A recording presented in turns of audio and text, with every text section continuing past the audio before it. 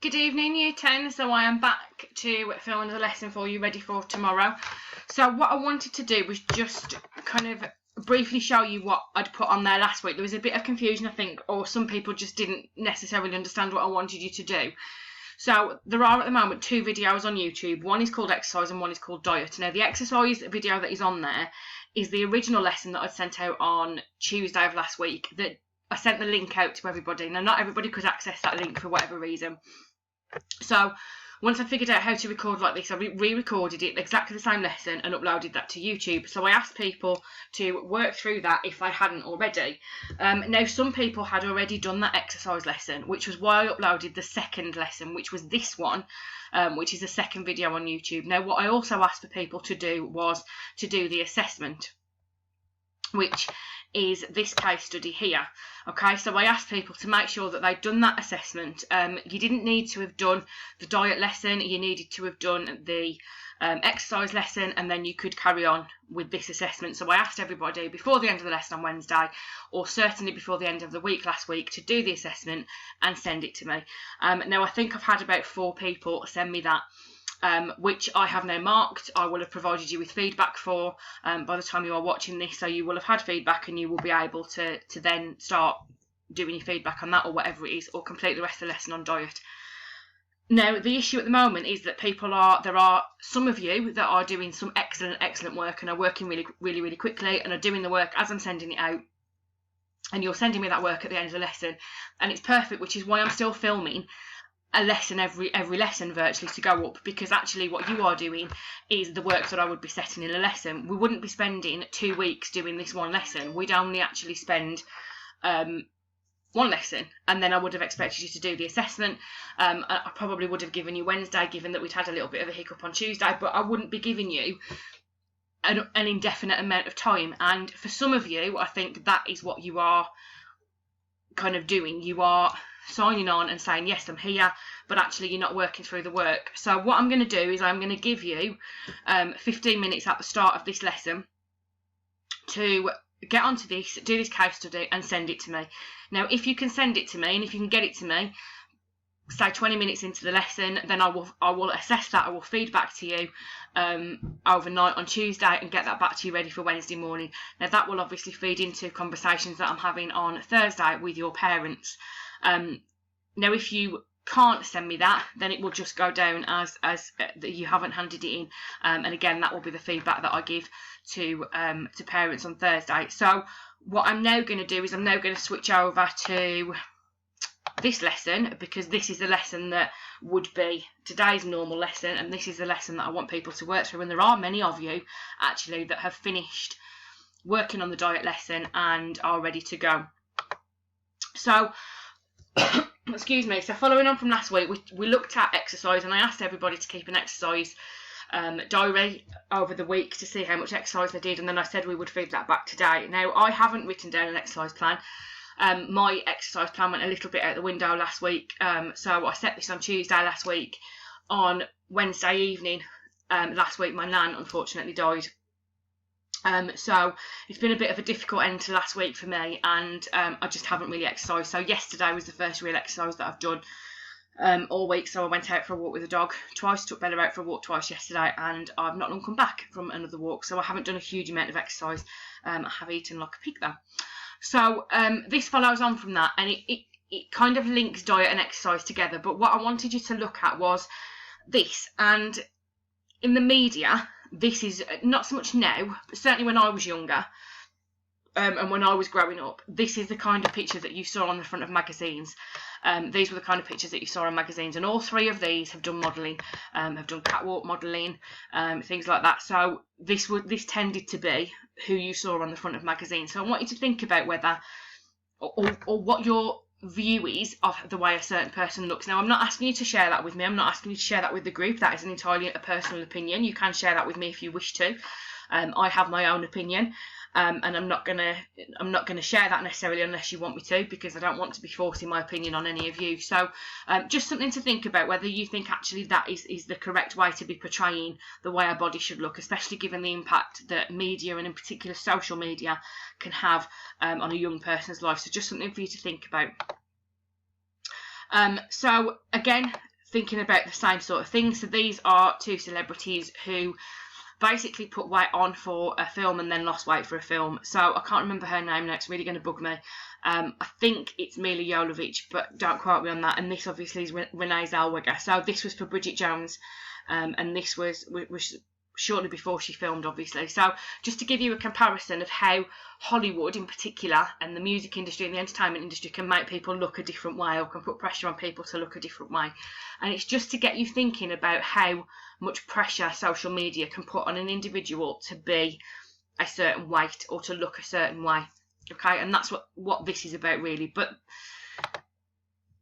it's your own personal opinion, obviously, and I don't necessarily want everybody to share that with me. So just something for you to do to get your brains working. So this is Charlotte Church, this is Kelly Osbourne. You may be a little bit too young, or maybe I'm just too old and not quite as cool as you guys to know who these people are. So just a statement that this was in the news, this was in the national news a few years ago, that they are too fat to be on TV. So whether you agree or disagree with this statement, and again, it's personal opinion. I'm not gonna judge you. I'm not gonna mark you down for whatever your opinion is. So I agree with this statement because, I disagree with this statement because, and then have a go at the stretch and challenge. So an example that supports this is the evidence that does not support this is. So if you say you agree, give me an example of why you agree. Okay, so think about it. It could be that you agree that they are too fat for TV. And that could be, for example, that you think that by being overweight or obese, not that these two are obese in any way, shape or form, but if you think that by somebody being overweight and obese and appearing on TV or within the entertainment industry is setting a bad example because they're encouraging people to be overweight or they're encouraging people to be obese, or it might be that they're portraying an image that it is acceptable to be overweight and to not really care about your health. It could also be that you disagree with that, and again, the argument there could be that you think that as long as they are comfortable in their body, that they should be able to look exactly how they want to look. There shouldn't be as much pressure put on people to look a certain way. That, again, is entirely your opinion, but just something to get your brains working a little bit this morning, okay? And then I'd like to introduce you to Marjorie. Now, if any of you have watched Little Britain, or any of you watched the BBC's Big Night In on Thursday, this lady made an appearance. So for those of you who haven't watched it, this was I can't think of the word, like a sketch within Little Britain, and this was Marjorie, who ran weekly Fat Fighters meetings, obviously based on the premise of Weight Watchers and Slimming World, things like that. But what she basically used to do was she used to stand there and eat cream cakes, and all these lovely people here who were sat here at Fat Fighters meetings who wanted to lose weight, wanted to do well, would sit there while she basically shouted abuse at them, called them fat, called them a waste of space, called them useless, while she stuffed her face with cream cakes.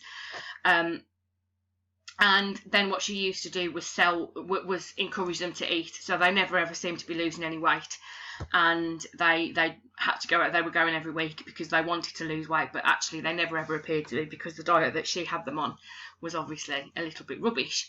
So what I'm going to do is I'm going to send you, I don't know if I can get this to pop up, so this, I will send you this. This has got 3 diets on, and what I want you to do is have a look through this. I will send you this through email. I'm not gonna go through it on here because it's a little bit more complicated.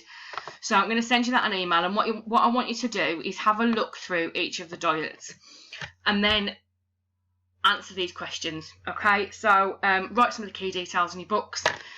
If you followed that diet, would you still receive a balanced diet? So think back to the diet lesson that we did last week, where we talked about the exercise plate, the diet plate, what you needed to have a healthy diet. So if you followed the Atkins diet, for example, is that giving you a healthy, balanced diet? Is that giving you all of the nutrients in the correct amount that you need in a day? Okay. Would you be getting enough calories? So would that diet give you enough calories in a day? And this is where you might need to do a little bit of research to find out how many calories there are. I will pause briefly so you can have a look, and then I will, when you unpause, I will tell you. Okay, so it's 2,500 for men in an average day and 2,000 for women. Now, obviously, if you're an athlete, that's slightly different because you're burning more calories, you need to take in more protein, more carbohydrates, etc. Would it cost a lot of money to be on that diet? So think about when you all talk to your parents, when your parents go shopping, how much money did I spend? I've spent the last 2 weeks that I've been shopping easily between 100 and my biggest shop probably since we've been on lockdown has been £140, and I'm spending that weekly. Now, before we went into lockdown, I wasn't spending that, and I think I talked about this in the video last week. I talked about, or the first week I think it was, I talked about the difference between health and well-being, etc. So, or I may not have done actually, because I think that was on the PowerPoint, not on the YouTube video, but I talked about, and I will go back through this when I refilm part of that, or the content part of that for the exam. I talked about this actually, in that I am spending a ridiculous amount of money on food. So in the 6 weeks we've been on lockdown, and I'm due to go again tomorrow, I've spent anywhere between £100 and £140 in a week. Now, before lockdown, I was spending probably £40 a week, £50 at a push. And the reason for that is because I am at home, all day, so I'm eating breakfast. I don't normally do that when I'm at work. I'm eating lunch. I don't normally do that when I'm at work. I don't make lunch here and then take it to work. My husband doesn't either. My son doesn't, because he's either at my mum's or he's at nursery. And even in meals, we were tending to either have takeaway, or I'd just grab something out of the freezer and cook something. Whereas at the moment, because I am at home, and because my husband is finishing slightly earlier, so he's predominantly at home when we're having tea, we are cooking fresh food every night. So I am spending a lot more money. So would that diet cost you more money? Ask your parents whether they're spending more money on their weekly shop every week, and is that because there's more flexibility to do more cooking and to spend more time in the kitchen?